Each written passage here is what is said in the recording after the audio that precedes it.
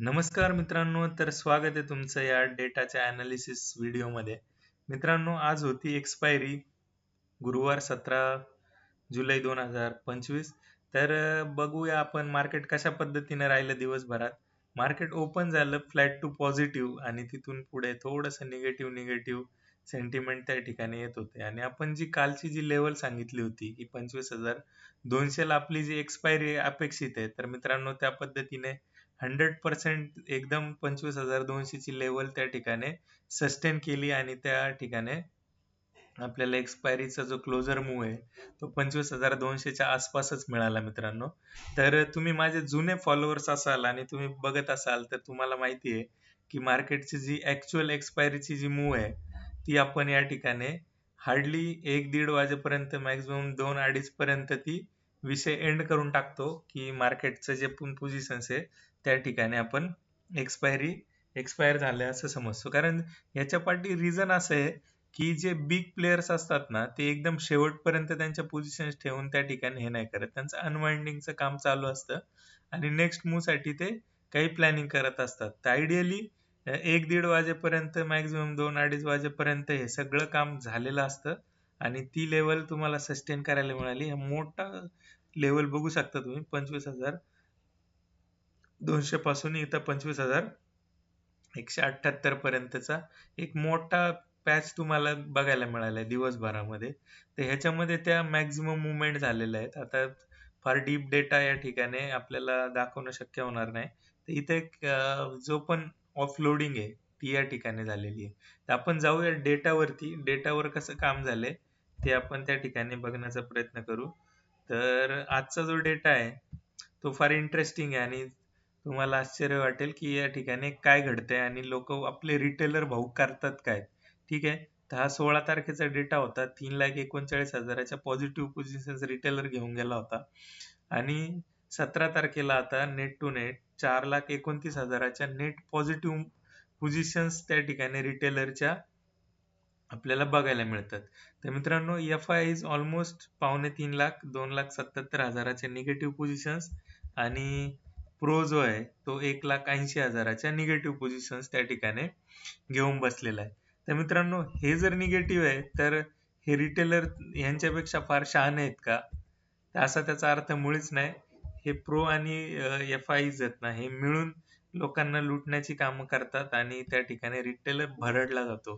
तर मी तुम्हाला वारंवार सांगत आलोय अशी कुठली गोष्ट आहे की जी आपण हे सगळे जे मूव्ह आहेत ना त्याला पचवू शकतो. तर मित्रांनो, लवकरच आपण ती स्ट्रॅटेजी रिव्हील करणार आहे आणि त्या स्ट्रॅटेजीचे रिझल्ट आहे ना एकदम शॉकिंग आलेले आहेत की तुम्हाला एकदम मॅक्झिमम ड्रॉ डाऊन आहे ना तो आपल्याला नसणार आहे आणि रिस्क एकदम लिमिटेड आणि almost 40-50% without any adjustment without any intervention returns मिळालेले आहेत. आणि जर त्याच्यामध्ये ऍडजस्टमेंट आणि इंटरव्हेन्शन असेल तर मिनिमम आपण 60-70% रिटर्न पर्यंत जाऊ शकतो आणि 100% आपण आरामात क्लेम करू शकतो अग्रेसिव्ह पोझिशन्स त्या ठिकाणी मॅनेज केल्यानंतर. तर ती स्ट्रॅटेजी पण मी तुम्हाला शेअर करणार आहे. तर मित्रांनो, तुमचं प्रेम असंच राहू द्या. 250 सबस्क्रायबर आपले कंप्लीट झालेले आहेत. तर सगळ्यांचे मी धन्यवाद देतो या व्हिडिओच्या माध्यमातून की तुम्ही मला असं सपोर्ट करताय आणि त्यातून जे नॉलेज शेअरिंगचं जे माझं काम आहे त्यासाठी मला तुम्ही मोटिवेशन देताय. तर आता या ठिकाणी बघू शकत असाल आपण 25,111 वर जी आहे ती क्लोजिंग झालेली आहे आणि मार्केट ऑलमोस्ट 100 पॉईंट त्या ठिकाणी आपल्याला निगेटिव्ह बघायला मिळाले. ठीक आहे. तर ह्या पण ज्या लेवल्स आहेत ना ह्या फार इम्पॉर्टंट काम करतात मित्रांनो. आता ही जी लेवल आहे ही आपल्याला पुढचा मेजर रेजिस्टन्स त्या ठिकाणी मार्क करता येईल. तर हा जो डेटा आहे तो कम्प्लीट निगेटिव्ह आहे. मी बोल्ड याच्यामध्ये निगेटिव्ह लिहिलेलं आहे कारण एवढ्या निगेटिव्ह पोझिशन्स ऑलमोस्ट 5 लाखाच्या, ठीक आहे, 4.5-5 लाखाच्या जेवढ्या रिटेलरच्या पॉझिटिव्ह पोझिशन्स आहे त्याच्या कॉन्ट्रा पोझिशन्स त्या ठिकाणी इंडेक्स मध्ये जर येत असतील तर ही धोक्याची घंटा आहे. असं या ठिकाणी आपण समजायला काय हरकत नाही. मी मागच्या एका व्हिडिओमध्ये हे केलं होतं की 25,000चा जो सपोर्ट आहे ना तो ब्रेक होणं फार काय अवघड नाहीये. तर एक्सपायरी असल्यामुळे त्या ठिकाणी त्या ऍडजस्टमेंट होत्या पण ऍक्च्युअल मूव किंवा ऍक्च्युअल जी मुवमेंट आहे ती निगेटिव्ह साईडलाच या ठिकाणी आपल्याला दिसते. तर बघू शकता तुम्ही कशा पद्धतीने एक्सपायरीचं गणित असतं, हा हाय, हा लो, आणि याच्यामध्ये कुठेतरी एक्सपायरी क्लोज करायची, आणि नंतर एक फ्री फ्लो. आता उद्याचं जे पण गणित आहे ना, ते पण फ्री फ्लो आहे. आता रिटेलरला वाटलं ना बाय करायचं, ते त्यांना थोडंसं बाय पण करून देतील, कारण पूर्ण आठवडाभर त्यांना काढायचं आहे आता निगेटिव्ह बायसने. तर मित्रांनो, अशा पद्धतीचा हा डेटा आहे. फार आपण डीप स्टडी किंवा न्यूज या दुनियादारीवर जात नाही. आपण प्युअर मार्केटमध्ये काय चाललंय, पोझिशन्स कशा पद्धतीचे आहे, आणि त्याच्यावरच आपण अनालिसिस करून हे करण्याचा प्रयत्न करतो. आता आहे ना, काय होतं, आपण झी बिझनेस बघतो किंवा बाकीच्या गोष्टी बघतो ना, तर आपला जो बायस आहे ना मार्केटचा, तो बायस थोडासा चेंज होऊन जातो, आणि आपल्या ज्या मेन कोर गोष्टी आहेत ना, त्याच्यावरून आपण हलतो. जसं हे कॅन्डलचं जे प्लस मायनस होणं आहे ना, म्हणजे एखादी लाईव्ह डेटातली जर कॅन्डल असेल आणि लाईव्ह वरती खाली ते होत असेल, आता एखाद्याने इथं बाय केला ना, वरती वरती वरती चाललाय, तर इथपर्यंत जास्तोपर्यंत त्याला ठीक वाटेल. पण पुन्हा तो खाली खाली येत राहिला ना, तर त्याला पुन्हा भीती वाटायला सुरुवात होईल. पण पुन्हा तिसऱ्या कॅन्डलला पुन्हा तो वरती जाण्याचा प्रयत्न करेल. तर हे जे आहे ना, हे सायकोलॉजिकल आहे. जोपर्यंत तुमची रिस्क मेंटेन होणार नाही ना मित्रांनो, तोपर्यंत हे मार्केट जे आहे ते आपल्याला हार्ड वाटू शकतं. आता आपण सपोज इथे एखादी पोझिशन अनालाइज करतोय, की आपल्याला आहे ना या ठिकाणी एक डाऊन मूव्ह अपेक्षित आहे. कुठे? इथून. ठीक आहे. इथून आपण एक शॉर्ट ट्रेड घेण्याचा प्रयत्न केला, की 25,200 ला शॉर्ट ट्रेड घ्यायचा. आता जर तुम्ही मोठं कॅपिटल लावलंय ना, आणि पूर्णच्या पूर्ण कॅपिटल लावलंय, इथपर्यंत येतोय तोपर्यंत मजा वाटेल तुम्हाला, फार मजा वाटेल.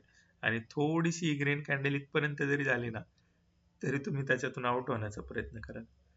झालं की ती त्याच्या फार वरती गेलेली नाहीये, हार्डली 10 पॉईंट, आणि 10 पॉईंटचा स्टॉप लॉस आपण असा पण घेऊ शकतो. पण इथून आहे ना, हे ही जी मुवमेंट आहे, ही सस्टेन करणं फार इम्पॉर्टंट आहे. आणि ह्याच्यासाठी कॅपिटल कमी लावून जे रिस्क ॲपेटाईट आहे ना, ते थोडंसं वाढवणं गरजेचं आहे. तर ही मोठी मूव्ह, पूर्ण मोठी मूव्ह ही कॅप्चर करता आली असती पूर्ण 100 पॉईंटची.